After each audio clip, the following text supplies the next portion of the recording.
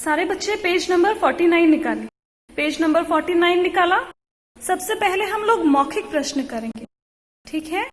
का प्रश्न देखो, सोन जूही में पीली कली लगी देखकर लेखिका को अनायास किसका स्मरण हो आया। ठीक है, इसमें ये बोला गया है सोन जूही की पीली कली को देखकर लेखिका को अनायास यानी अचानक से किसकी याद आ गई। इसका उत्तर लिखोगे, सोन जूही में पीली कली लगी देखकर लेखिका को अनायास किसका की जगह में लिखना बेटा, अपनी पालतू गिलहरी का स्मरण हो आया। ठीक है, दोबारा सुनो इसका उत्तर। सोन जूही में पीली कली लगी देखकर लेखिका को अनायास किसका की जगह लिखना, अपनी पालतू गिलहरी का स्मरण हो आया। ठीक है। ख प्रश्न देखो, लेखिका के काक पुराण के विवेचन में अचानक बाधा क्यों आ पड़ी। ठीक है, लेखिका जो थी वो काक यानी कौवे के बारे में बता रही थी। कभी कभी बताती है ना, कभी कभी कौवा बहुत आदरणीय हो जाता है क्योंकि वो हमारे पूर्वज के रूप में आता है, और कभी कभी उसको बिल्कुल भी सम्मान देने का मन नहीं करता क्योंकि वो काव काव जब करता है तो हमें वो अच्छा नहीं लगता, वो कर्कश ध्वनि हमको अच्छी नहीं लगती। तब लेखिका जब कौवे के बारे में बोल रही थी, बता रही थी, तो उनके विवेचन में अचानक से बाधा क्यों आ पड़ी। क्यों आ पड़ी थी बताओ। गमले और दीवार की संधि में एक छोटा सा घायल जीव को पर अचानक लेखिका का ध्यान चला जाता, तो इसीलिए वो रुक जाता। ठीक है, इसका ख का उत्तर लिखो, अंडरलाइन करो, मैं बता रही हूँ। ठीक है, लेखिका के काक पुराण के विवेचन में अचानक बाधा, इसके बाद क्यों आ पड़ी को इसको राउंड करो, क्यों आ पड़ी को राउंड करो, और इसकी जगह लिखोगे गमले और दीवार की संधि में छिपे छोटे से घायल जीव पर दृष्टि पड़ते ही पड़ी। ठीक है, ये पाठ में है ना, ये वाली लाइन पाठ में है। ठीक है, दोबारा सुनो। लेखिका के काक पुराण के विवेचन में अचानक बाधा, इसको राउंड करोगे और इसकी जगह लिखोगे गमले और दीवार की संधि में छिपे छोटे से घायल जीव पर दृष्टि पड़ते ही पड़ी। ठीक है, ये द है, द के नीचे र की मात्रा है, फिर ये छोटी ई की मात्रा, ये आधा श और ये ट। ठीक है। ग प्रश्न देखो, काक द्वय की चोंचों से काक द्वय यानी दो जो कौवे थे। ठीक है, काक द्वय की चोंचों के दो घाव उस लघु प्राण के लिए बहुत थे।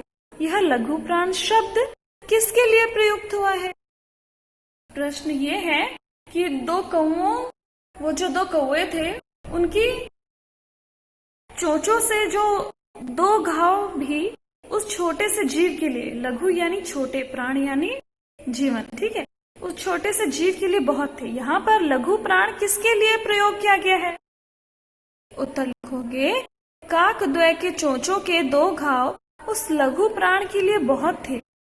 यहाँ लघु प्राण शब्द किसके को राउंड करना और उसकी जगह लिखना गिलहरी के बच्चे के लिए प्रयुक्त हुआ है। दोबारा सुनो ग का उत्तर, काकद्वय के चोंचों के दो घाव उस लघु प्राण के लिए बहुत थे। यहाँ लघु प्राण शब्द किसके की जगह लिखना, गिलहरी के बच्चे के लिए प्रयुक्त हुआ है। ठीक है, समझ में आया बेटा। अभी सारे बच्चे पेज नंबर 50 में आओ। ठीक है, घ प्रश्न देखेंगे। प्रश्न नंबर घ, गिल्लू लेखिका का ध्यान आकर्षित करने के लिए क्या करता था। ठीक है, जो गिल्लू था वो गिलहरी था, वो गिलहरी लेखिका का ध्यान अपनी ओर आकर्षित करने के लिए क्या क्या करता था।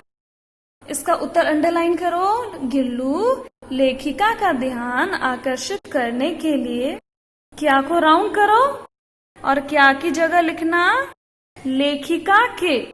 ठीक है, क्या की जगह लिखना लेखिका के।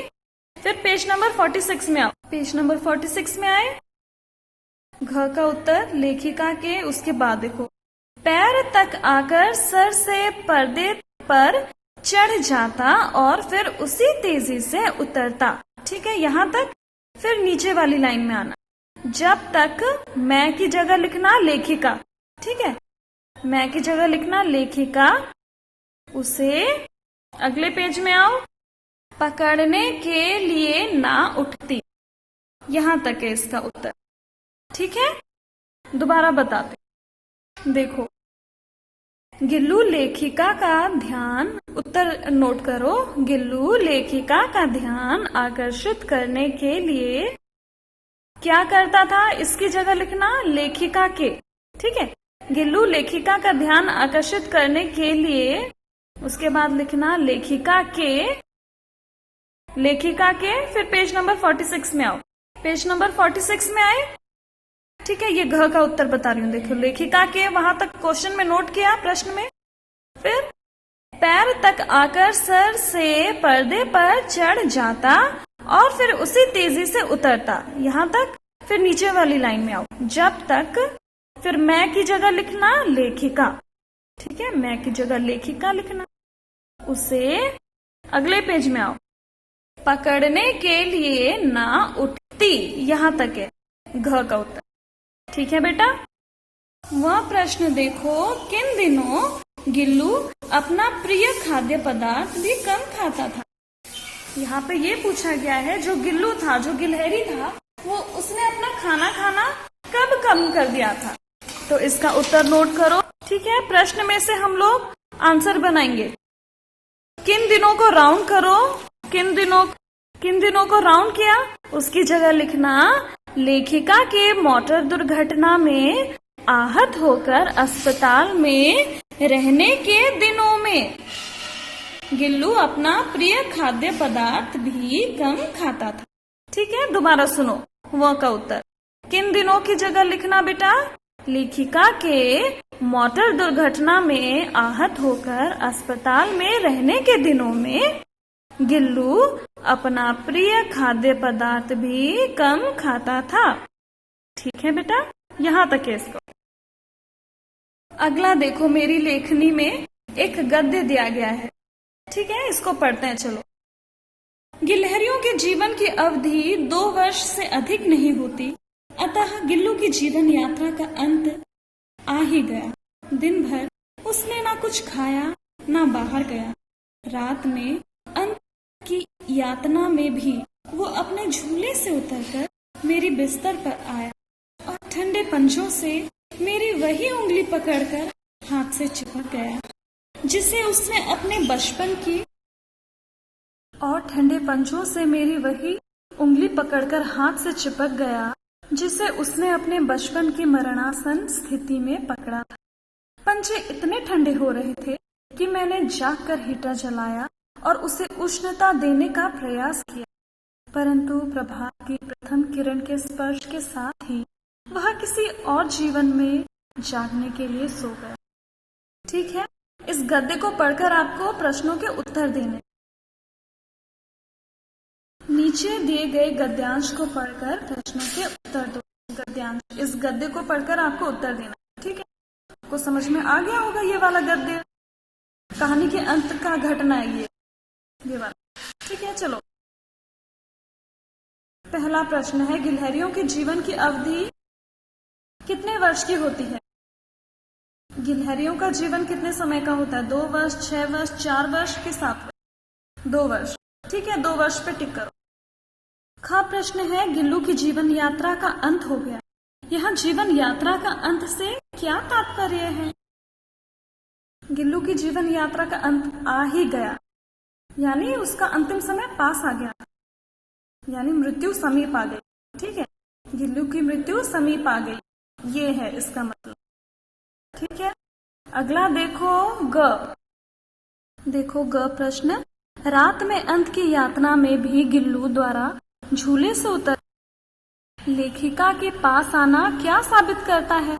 देखो बेटा, रात के समय उसके प्राण निकल रहे थे।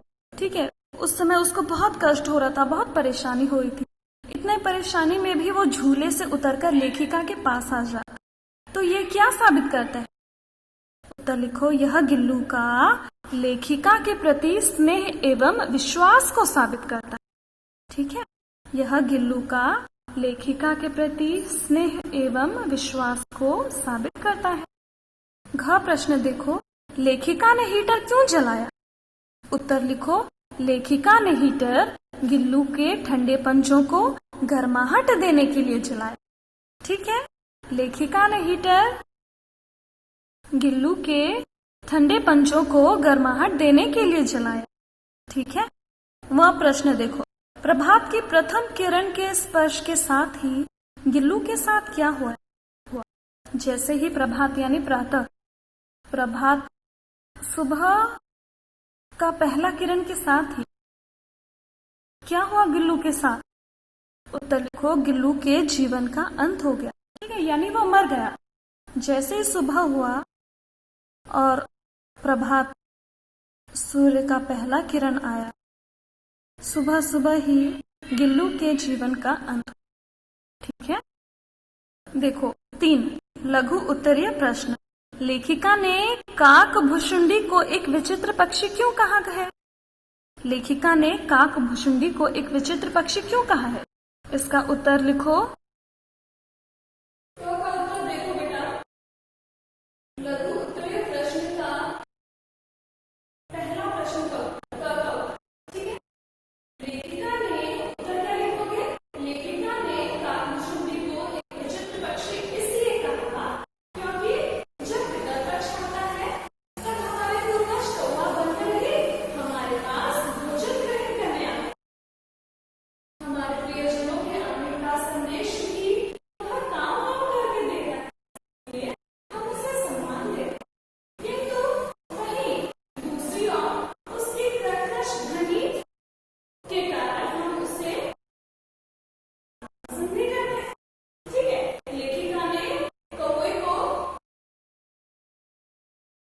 विचित्र जीव इसलिए कहा है क्योंकि देखो जब पितृपक्ष आता है तो हमारे पूर्वज कौवा बनकर हमारे पास आते हैं भोजन ग्रहण करने के लिए, खाना खाने के लिए। और जब हमारे घर में कोई मेहमान आने वाला होता है तब भी कौवा काव काव करके संदेश देता है हमें।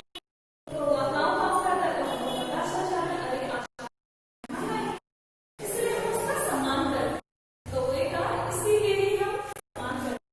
लेकिन दूसरी ओर कौवे की जो आवाज होती है काव काव की बहुत ही कर्कश होती है, इसलिए हमको गुस्सा आ जाता है, हम उसको भगा देते हैं।